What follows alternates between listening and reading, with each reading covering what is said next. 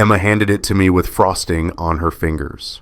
Purple crayon for the bedspread, her favorite color, 3 stick figures, 2 in the bed, 1 on the couch. "That's you, Daddy," she said, pointing to the couch figure. "You sleep there when you're tired from the hospital." The birthday party continued around me. Parents I barely knew chatting by the snack table. Kids screaming in the backyard. My wife, Sarah, laughing at something someone said. And me holding a piece of construction paper that was about to end my marriage. "And that's Mommy and Uncle Jake," Emma continued, so innocent. "They have sleepovers when you work at night." Sleepovers. I looked at the drawing again. The 2 figures in the bed had their arms around each other. Emma had drawn little hearts floating above them, the way 6-year-olds draw love. My best friend Jake stood across the room, holding a beer, talking to my neighbor. He caught my eye and smiled, raised his beer in a casual toast. I'd known him since college, 15 years. He was Emma's godfather. He had a key to our house. I folded the drawing carefully, put it in my pocket. If you've ever had your world flip upside down in one moment, where everything you thought was solid just liquefies under your feet, you know what I'm about to do next. Stay with me. I'm an ER nurse. Night shift mostly. Thursdays, Fridays, Saturdays. The busy nights when people do stupid things and bodies break. I chose those shifts because they paid more. Because Sarah said we needed to save for Emma's college fund. Because I wanted to be a good provider. The drawing sat on my dashboard the whole drive to work that Thursday. I kept glancing at it at red lights. "That's when you're at the hospital, Daddy." Emma's words played on loop. She'd said it so simply, like she was describing what she had for breakfast. No guilt, no shame. Because to her, it was just normal. I got to the hospital early, sat in the parking garage for 20 minutes, staring at my phone. My shift started at 7 p.m. It was barely 6:30. I opened my photo gallery, scrolled back through months of pictures. Emma's dance recital, I was there. Her first day of kindergarten, I took her. Last Christmas morning, I was the one on the floor assembling the bike at 4 a.m. But Thursdays. What happened on Thursdays? I pulled up my work calendar. The hospital keeps everything digital. Clock-in times, shift assignments, schedule swaps. I scrolled back. Thursday, January 18th, 7 p.m. to 7 a.m. Thursday, January 11th, 7 p.m. to 7 a.m. Thursday, January 4th, 7 p.m. to 7 a.m. I kept scrolling. December, November, October, September, every Thursday night, every single one. My hands were shaking. I took a screenshot. Then another. 6 months of consecutive Thursday nights. The pattern was perfect. Too perfect. Inside the ER, my colleague Maria noticed immediately. "You look like hell," she said, "just tired." "You're always tired. This is different." I didn't tell her, couldn't, because saying it out loud would make it real, and maybe I was wrong. Maybe Emma had seen Sarah and Jake watching a movie on our bed. Maybe they fell asleep. Maybe it was innocent. Maybe I was losing my mind. The shift dragged. Every patient was a distraction I couldn't focus on. A car accident victim asked me if I was okay while I was checking his vitals. That's how bad it was. At 2:47 a.m. during my break, I texted Sarah, "You awake?" No response. I waited 5 minutes, texted again, "Emma, okay?" Nothing. At 3:12 a.m., she replied, "We're fine. She's sleeping. Get some rest." "We're fine. Not I'm fine. Not she's fine. We're." Friday morning, I stopped at a tech store on the way home. The kid behind the counter couldn't have been more than 19. Acne scars, gauges in his ears, name tag that said Tyler. "I need a nanny cam," I said. "For security or..." He left it hanging. "I have a 6-year-old. I just want to make sure she's safe when I'm not home." He didn't ask questions. 20 minutes later, I left with 3 small cameras. One disguised as a phone charger.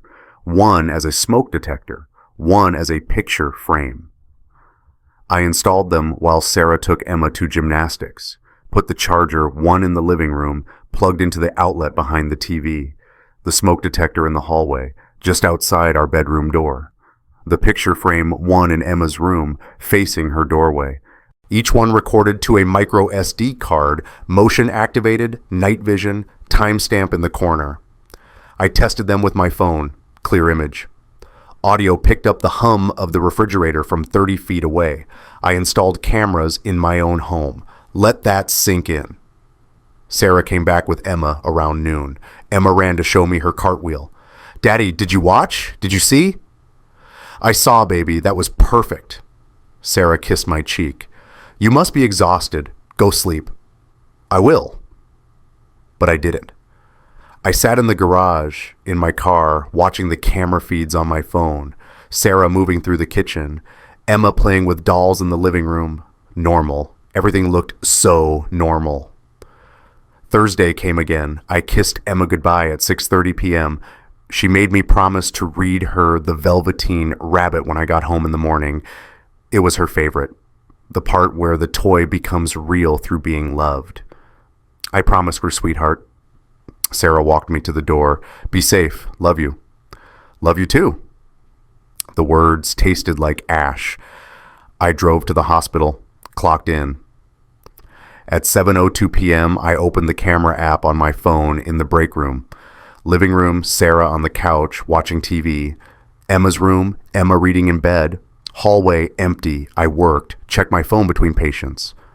8:15 p.m., Emma's light off. 9:43 p.m., Sarah still on the couch.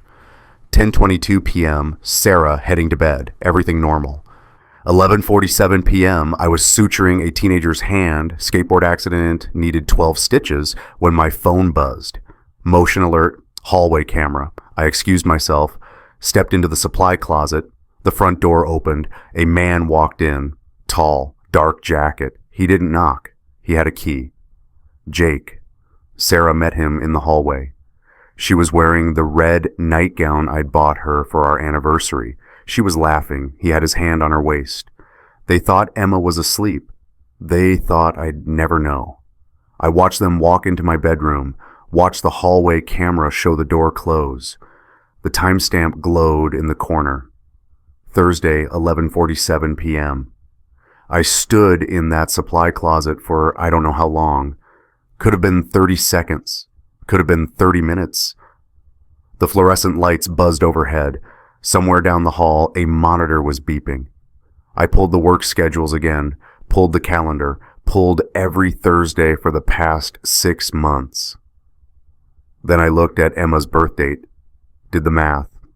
Emma was born on a Wednesday, May 19th, 6 years ago. I was there, held Sarah's hand through 17 hours of labor, cut the umbilical cord myself. The nurses joked that I'd make a great dad. But if I counted back 9 months from May, that was August. Summer. We'd been trying to get pregnant for a year by then. I remember the excitement when Sarah finally showed me the positive test. But August? What happened in August? I pulled up photos from that summer. There, camping trip, me, Sarah, Jake. We'd rented a cabin in the mountains. The three of us had been friends forever. Jake was between girlfriends. We felt bad for him, invited him along. There was a photo of Sarah and Jake by the lake. I'd taken it. They were laughing about something, Sarah's hand on his shoulder. I zoomed in on Emma's baby photos. Really looked. I'd seen these pictures 1,000 times, memorized every detail. But now Emma has green eyes. Sarah has brown eyes. I have brown eyes. Jake has green eyes. Basic biology, the kind they teach in high school. 2 brown-eyed parents can't have a green-eyed child unless. Saturday morning, I went back to the house while Sarah and Emma were at the farmer's market. I didn't sleep Friday night, just sat in my car in the hospital parking garage, watching the recorded footage over and over, watching my best friend and my wife. Jake's toothbrush was still in the bathroom. Blue and white, worn at an angle. I put it in a plastic bag. The DNA test kit arrived Monday, 2-day shipping.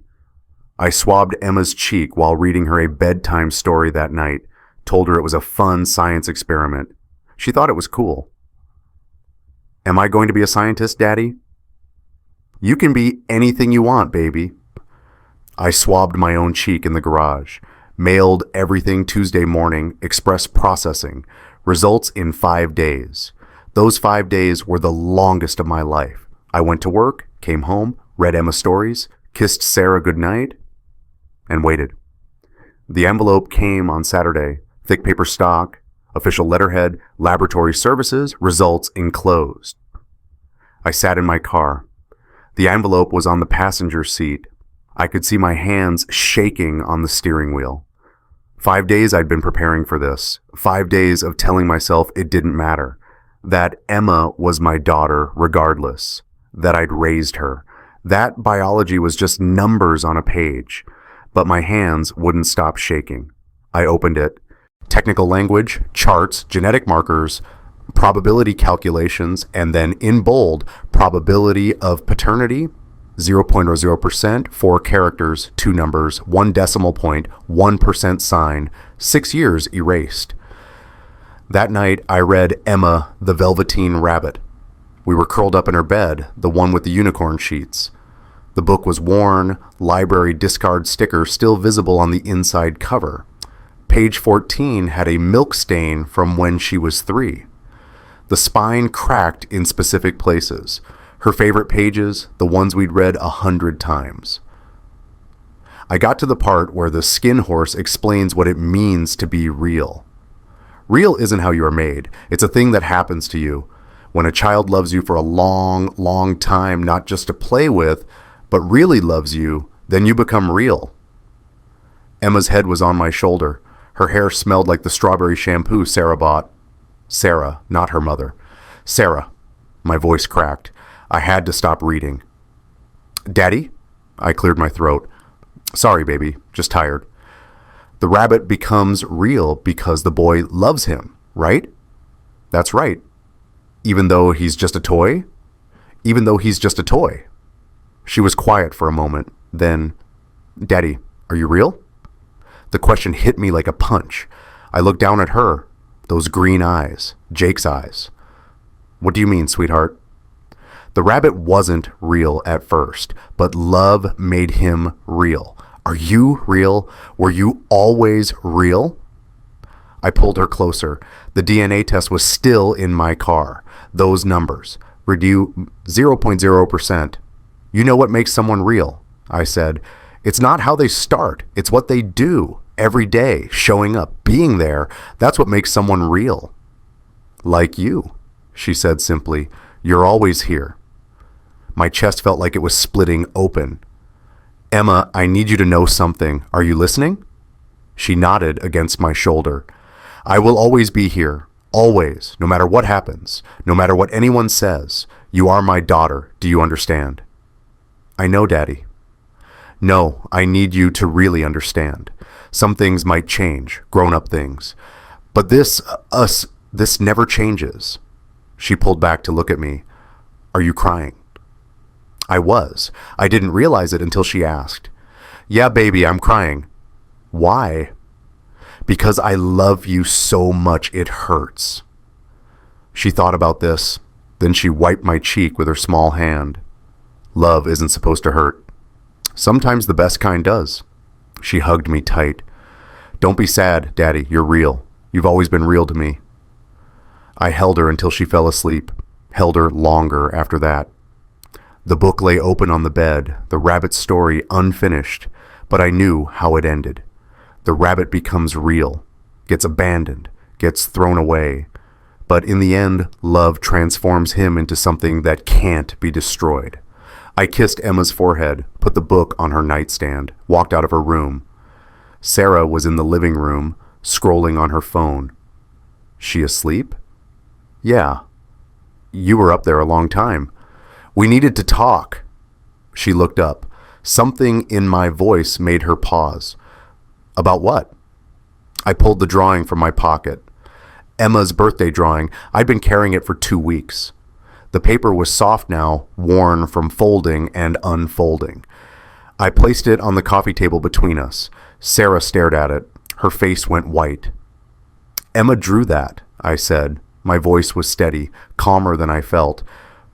At her party, She said, you and Jake have sleepovers when I work nights. She's 6. She doesn't... I installed cameras. The room went silent. The refrigerator hummed in the kitchen.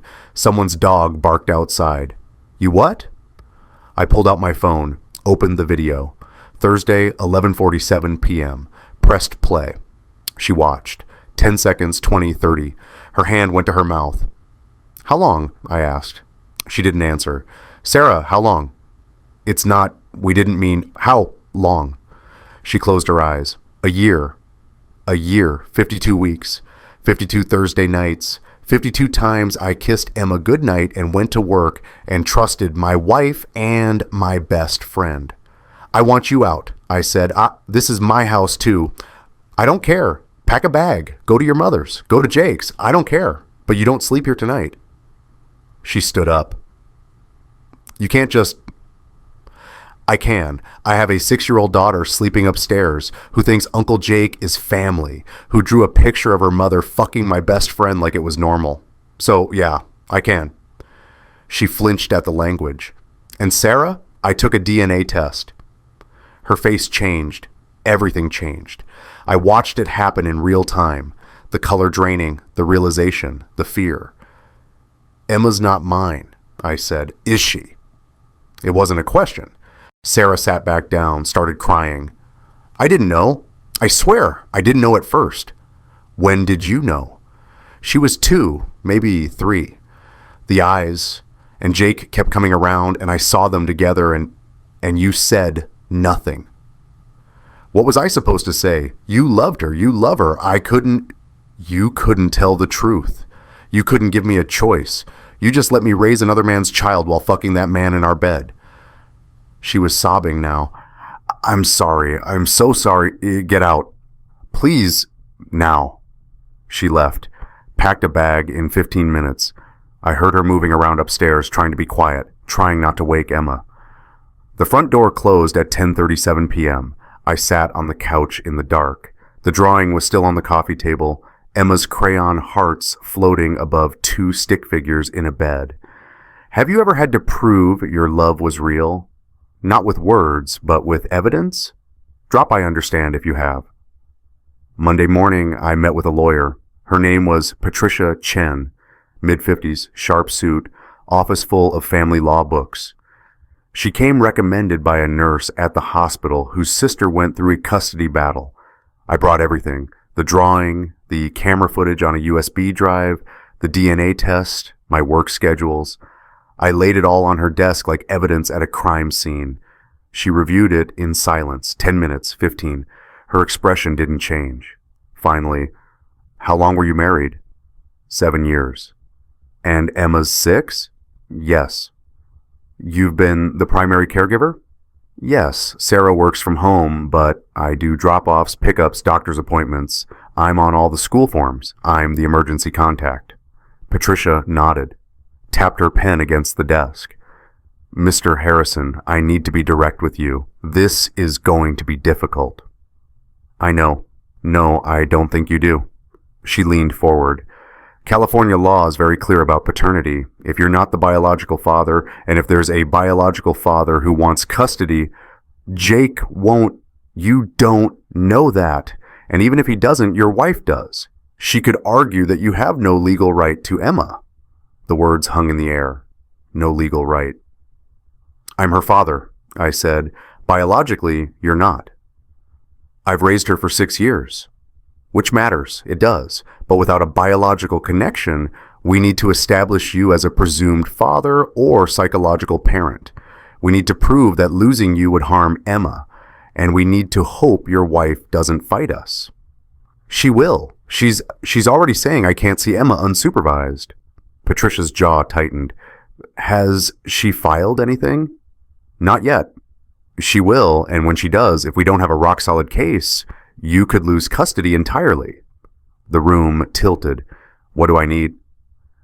Evidence that you're the primary parent, that you've been there for every significant moment, that Emma sees you as her father, medical records, school records, testimony from teachers, neighbors, anyone who can confirm your role in her life. She paused. And we need to prove your wife is unfit, or at least less fit than you. The affair, adultery isn't grounds for losing custody, not in California, not unless it directly harms the child. She brought him into our house while Emma was there. Did Emma witness anything inappropriate? I thought of the drawing. She saw them in bed together. Sleeping, or, I don't know, she's 6. She drew them sleeping. Patricia made a note. It's something, but we need more. We need a pattern of neglect or endangerment. We need proof that Emma is better off with you. She is. I believe you, but we need to prove it, in court, with evidence. She looked at me. Mr. Harrison, without biology, we're fighting an uphill battle. We need documentation. We need witnesses. We need to show that you're not just her father, you're her only real parent. I left her office with a folder full of papers, things to gather, people to contact, a timeline to follow, and a bill for $3,000. Retainer. I sat in my car in the parking garage, pulled out my phone, scrolled through photos of Emma. Her first birthday, me holding her. Her first day of preschool, me walking her to the door.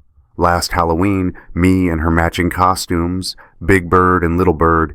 Every photo, every moment. Me, not Sarah, not Jake, me. Without biology, we'll lose Emma.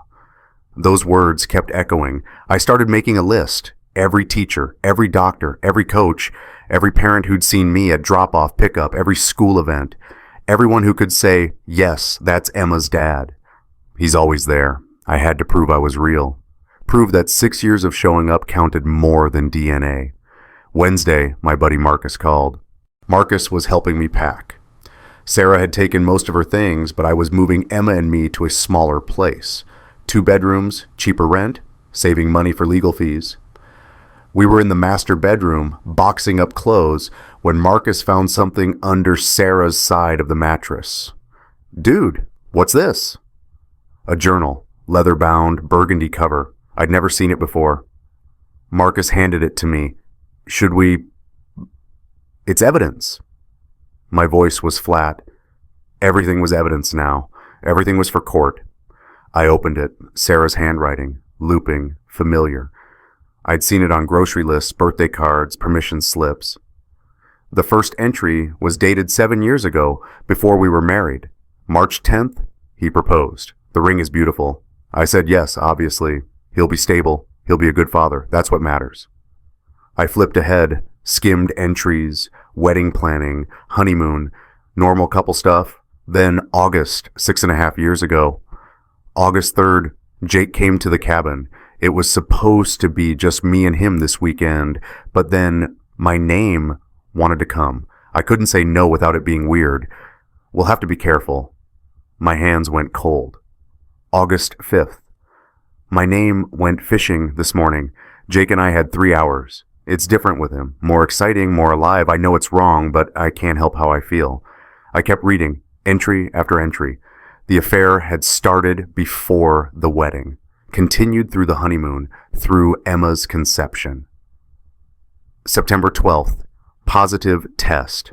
I'm pregnant. I don't know whose it is, but my name will be a good father. He'll take care of us. Jake can't commit to anything. This is for the best. Marcus was watching me. What does it say? I couldn't speak. I flipped to an entry from 2 weeks before our wedding. The entry Patricia needed to see. The one that proved everything. October 1st. Final fitting today. The dress is perfect. Sometimes I feel guilty, but then I think, why can't I have both? He'll be a good father and provider. Jake will be a good lover and adventure. If I'm careful, I can have both. They're best friends. They'll never suspect each other. This can work. I can have both. The words blurred. My hands were shaking so hard I couldn't read anymore. Hey, man. Marcus took the journal from me, read a few lines. His face went dark. Jesus Christ. It was planned, I said. My voice sounded far away. From the beginning, before the wedding. I wasn't a husband. I was a resource, a father figure, and a paycheck. You need to show this to your lawyer. Yeah. Like today. Yeah.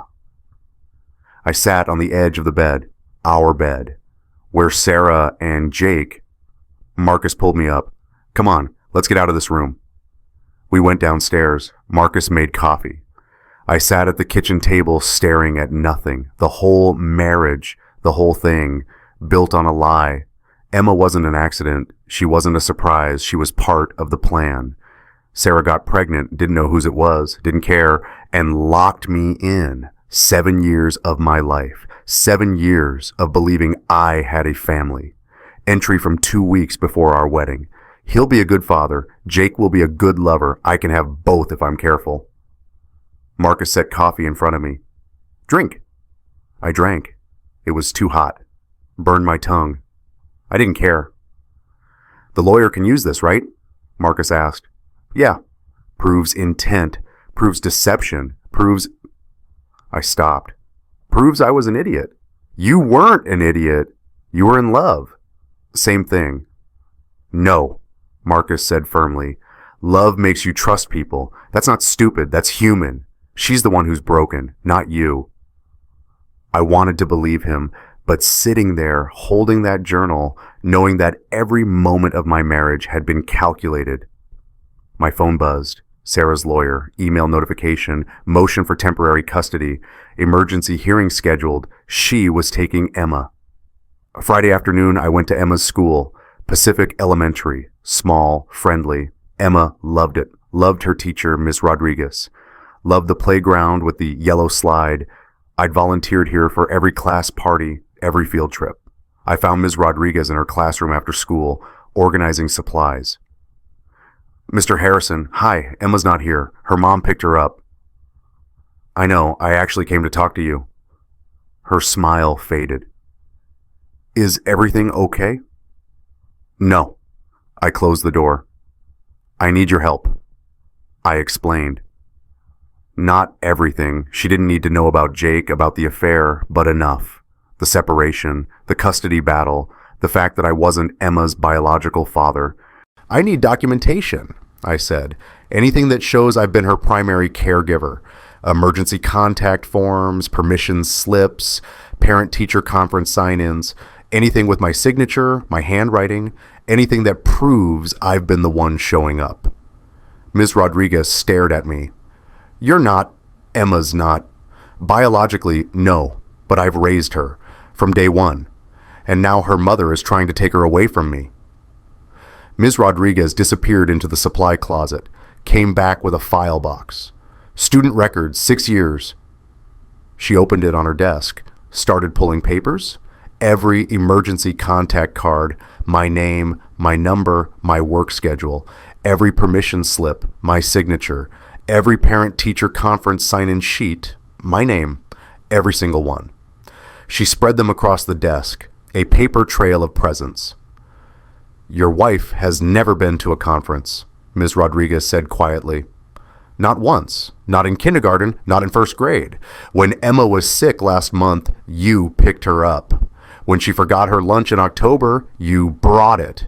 When she fell on the playground, we called you. Every time, every single time. She pulled more papers. Field trip forms, volunteer hours, photos from classroom parties, me helping with crafts, serving pizza, reading to the kids. The kids call you Emma's dad, Ms. Rodriguez said, because that's what you are. Not according to California law. Then California law is wrong. She started making copies. I'll write a letter, testify if you need me to, whatever it takes. I watched the papers stack up. 6 years of showing up, 6 years of being there, 6 years of signatures and schedules and proving over and over that I was her father. Not once, not twice, not ever did Sarah show up. Ms. Rodriguez handed me a folder. This is everything. And Mr. Harrison, Emma talks about you constantly. My daddy this, my daddy that. She knows who her father is. Biology doesn't change that. I took the folder. It was 3 inches thick. Evidence, proof, documentation. Thank you, I said. Go get your daughter. I drove to Patricia's office, dropped the journal and the school records on her desk. She read the journal. Her expression didn't change, but her knuckles went white, gripping the pages. "This is good," she said finally. "This is very good. Proves fraud, proves intent, proves she targeted you specifically to be a provider while maintaining an affair." "Will it be enough?" "With the school records, yes. We can establish you as the psychological parent, prove that Emma's entire life has been built around you, not her mother." She looked up. "We have a chance now, a real chance." "When's the hearing?" 2 weeks, Monday the 18th. 14 days. 14 days to prepare. 14 days before I'd stand in court and fight for my daughter. 14 days to prove that love, real, earned, showing up every day love mattered more than DNA. I left Patricia's office, sat in my car, pulled up a photo of Emma on my phone. She was smiling, gap-toothed, holding a dandelion. "I'm coming for you, baby," I whispered. "Daddy's coming." The courtroom was smaller than I expected. Family court, 4th floor, beige walls, fluorescent lights, rows of benches like church pews. Sarah sat on one side with her lawyer, a man in an expensive suit who looked bored. I sat on the other with Patricia. Emma wasn't there. "Too young for court," Patricia said. The judge would interview her separately in chambers. That thought made me sick. Emma, alone with a stranger, being asked who she wanted to live with. "All rise." Judge Martha Reynolds, 60-something, gray hair pulled back, reading glasses on a chain. She sat, gestured for everyone else to sit, opened the file.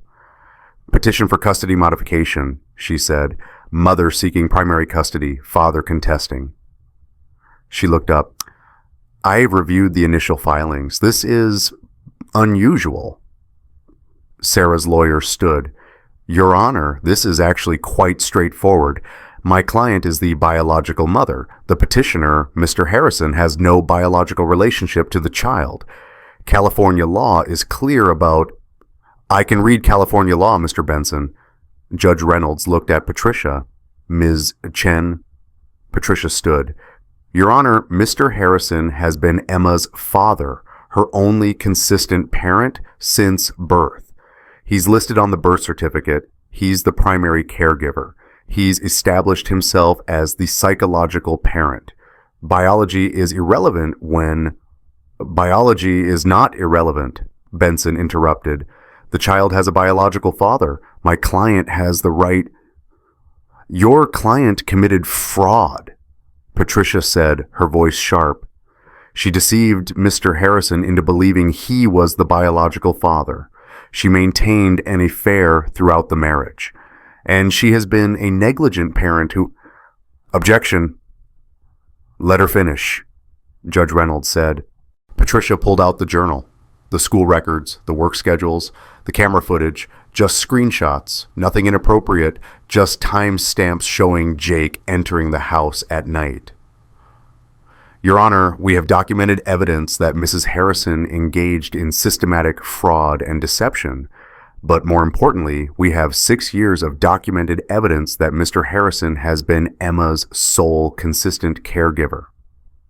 She laid it out, every piece, every form, every signature, every photograph of me at school events, every time I showed up. Sarah's lawyer objected repeatedly. Patricia countered every time. The judge listened, made notes, asked questions. Then Judge Reynolds looked at me. "Mr. Harrison, you discovered Emma wasn't biologically yours. When?" 3 weeks ago, Your Honor." "And you still want custody?" "Yes." "Why?" The question hung there, simple, direct, impossible to answer in words that mattered. "Because she's my daughter," I said. "Biology doesn't change that. I've been there for every nightmare, every fever, every school play. I've read her stories every night. I've held her when she cried. I've taught her to ride a bike and tie her shoes and be kind to people." My voice cracked. "She's my daughter. That's not something DNA can take away." Judge Reynolds nodded slowly. "I'm going to speak with Emma, alone. Then we'll reconvene." The recess felt endless. Patricia and I sat outside the courtroom. She kept telling me it went well, we had a strong case, the judge seemed sympathetic, but I couldn't hear her. I kept thinking about Emma in that room, with the judge, being asked impossible questions. Who takes care of you? Who do you want to live with? Who's your real dad? 45 minutes later, we were called back in. Judge Reynolds looked different, softer somehow. She glanced at me, then at Sarah, then at her notes. I spoke with Emma, she said, 6 years old, very bright, very articulate.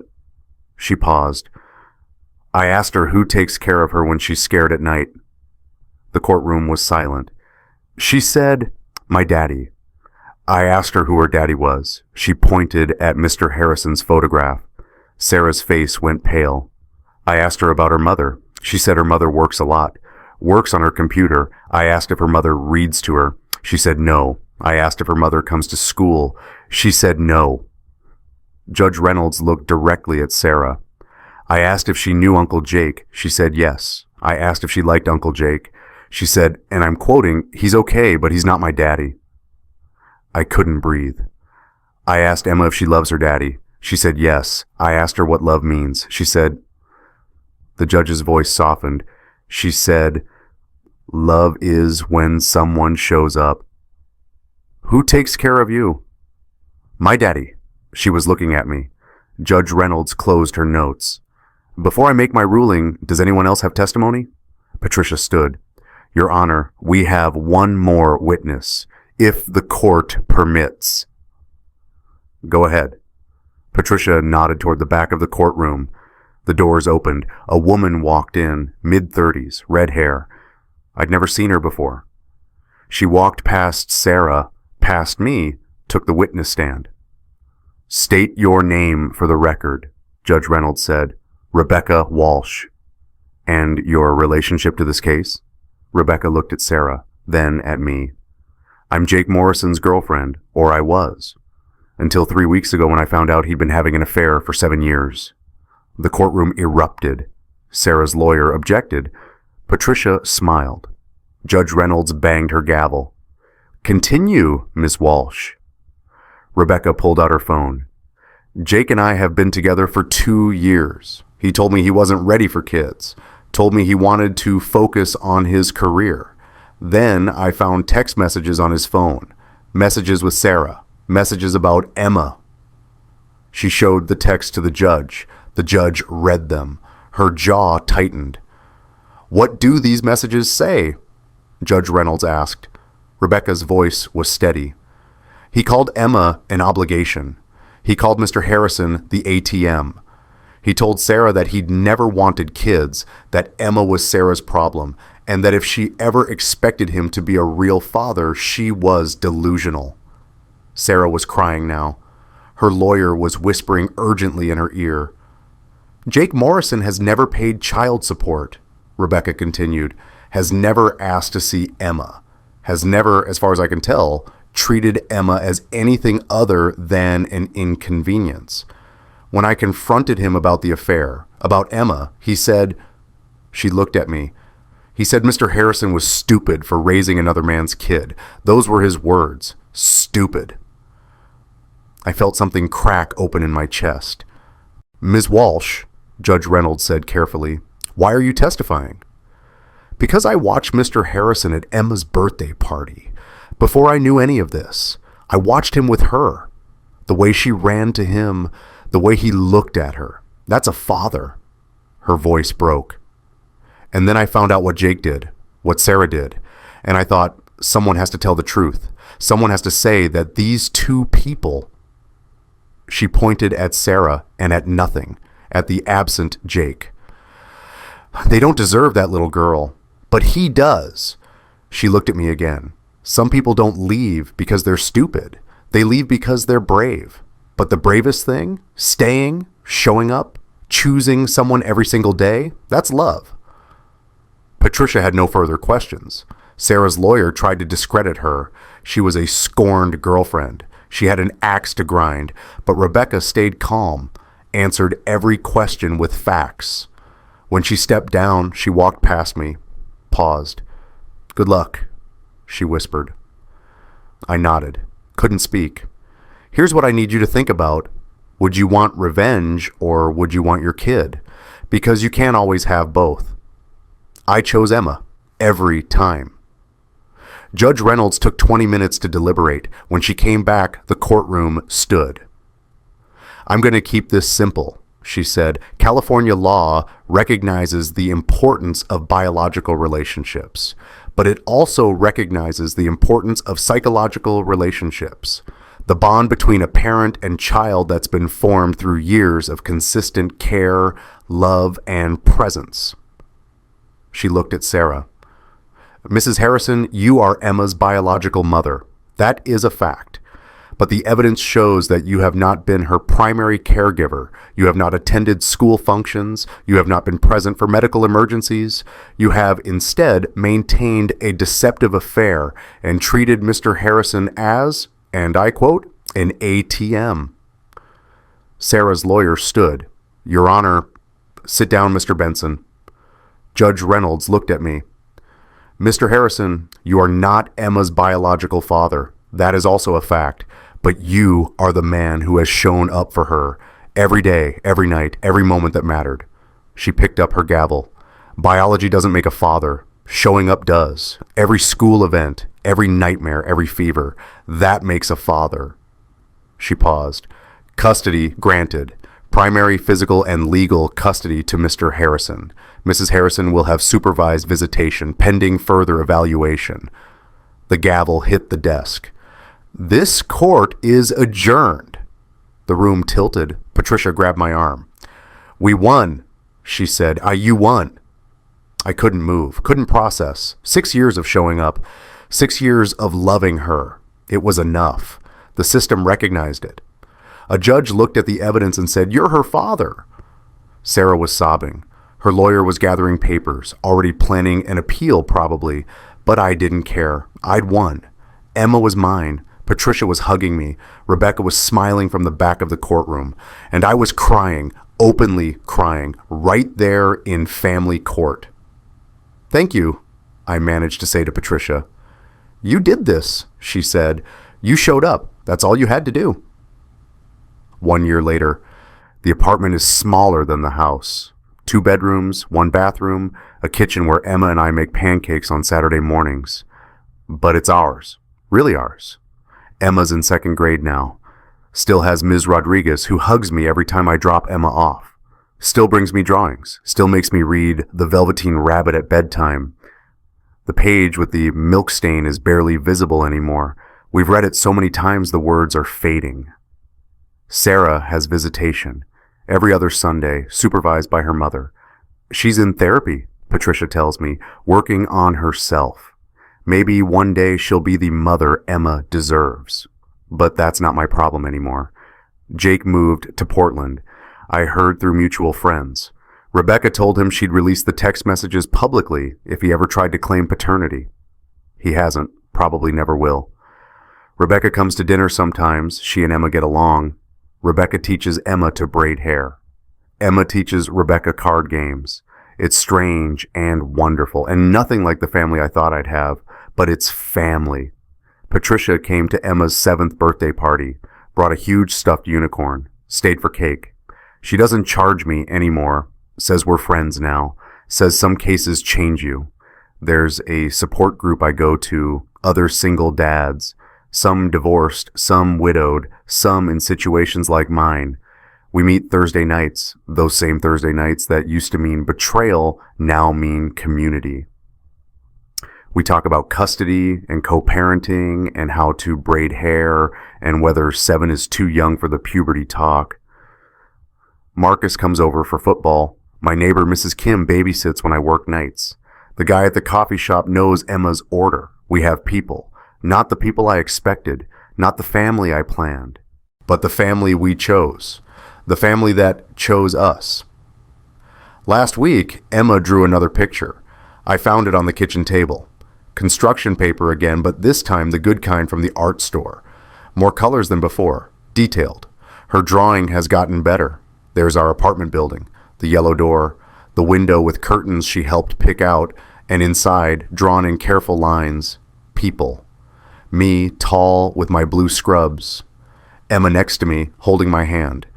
Ms. Rodriguez with her teacher smile, Patricia with her briefcase, Rebecca with her red hair in a ponytail, Mrs. Kim in her wheelchair, Marcus with his beard, 3 guys from the support group she's met at the park. At the bottom, in Emma's improving handwriting, my real family. Real. That word again, the word from the Velveteen Rabbit, the word she asked me about a year ago, tears on my face, her head on my shoulder. Daddy, are you real? I picked up the drawing, looked closer. This one had something the old one didn't. A sun, yellow and bright in the corner, rays stretching across the paper, light, warmth, something that makes things grow. Emma came running from her room. Daddy, did you see? Did you see my picture? I did, baby. It's beautiful. That's all of us. That's our family. I know. Not the family I was born with, she said, so matter-of-fact, so wise for 7. The family we found. The family we found. I hung the picture on the refrigerator, right next to the old drawing, the one from her 6th birthday, the one that ended my marriage and started this journey. 2 drawings, 2 families, one before, one after, both still there, both still real, but only one with a son. Emma hugged my leg. Daddy? Yeah, sweetheart. We don't leave, right? That's what you always say.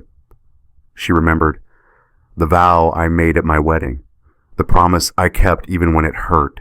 The words that used to mean something else. That's right, Emma. We don't leave. What does that mean now? I picked her up, 7 years old and getting heavy, but I could still lift her. It means we don't leave the people who choose to stay. It means family isn't who you're born to. It's who shows up, who's there when things are hard, who loves you on purpose. She thought about this. Like Rebecca, she didn't have to help us, but she did. Like Rebecca. And Ms. Rodriguez, and Patricia, and Mrs. Kim. All of them. And you. She said, you didn't have to stay, but you did. My throat closed up. Emma, the DNA test said you weren't my daddy, but you stayed anyway, because we don't leave. She smiled. Right? I held her tight. Right, baby, we don't leave. But now we means something better. We means the people who choose to stay, not because they have to, because they want to. She hugged me back. I'm glad you wanted to. Me too. If you found your own chosen family, the people who showed up when biology walked away, who stayed when leaving would have been easier, who chose you on purpose? I want to hear about it. Tell me in the comments, not who you were born to, who you found, who found you. Because Emma taught me something in her 7 years, something I should have known, but had to learn the hard way. Blood doesn't make family, love does. Not the love you say, the love you prove, the love you show up for day after day, even when it's hard, especially when it's hard. The rabbit in the story becomes real because someone loves him, not because of how he was made, because of what happened to him, because a child loved him truly, and that love transformed him into something that couldn't be destroyed. Emma's new drawing has more people in it than I expected, more colors, more smiles, more light. And in the corner, that sun, the sun the first drawing never had. That's what found family does. It doesn't erase the past. The old drawing is still there, still on the fridge, still part of the story. But the new drawing, the one with the sun, that's the one we look at now. That's the one that matters. That's the one that makes everything real. I look at Emma across the kitchen table. She's coloring another picture now, tongue between her teeth in concentration, using the orange crayon for the sun again, always the sun. What are you drawing now? I ask. She looks up, those green eyes, Jake's eyes. They don't hurt to look at anymore. Tomorrow, she says simply. I'm drawing tomorrow. What's in tomorrow? Same people as today, but bigger smiles. She goes back to coloring. I go back to watching her. This little human who taught me what family means, what love means, what real means. We don't leave. Not the people who matter, not the people who stay. And Emma? Emma's not going anywhere. Neither am I.